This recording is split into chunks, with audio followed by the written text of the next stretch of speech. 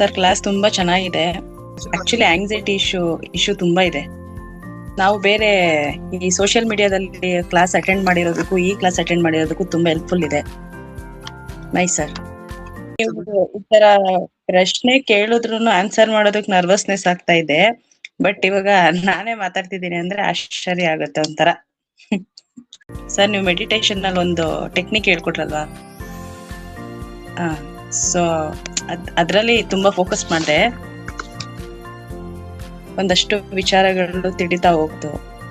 Sir ಇವಾಗ over thinking ಹೇಗ್ manage ಮಾಡ್ಬೇಕು, ಬಟ್ ಬಿಹೇವಿಯರು, ಲ್ಯಾಂಗ್ವೇಜು, ಬಟ್ ಎಲ್ಲ ನಮ್ ಸೆಲ್ಫ್ ಕಂಟ್ರೋಲ್ ಅಲ್ಲೇ ಇದೆ.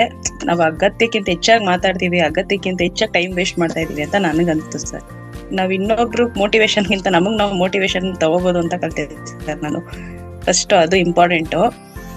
ಸುಮ್ನೆ ಅನ್ಎಕ್ಸ್ಪೆಕ್ಟೆಡ್ ವಾದ ಮಾಡಬಾರ್ದು, ಸುಮ್ನೆ ವಾದ ಮಾಡಿ ನಾವು ನೋವು ಪಡಬಾರ್ದು.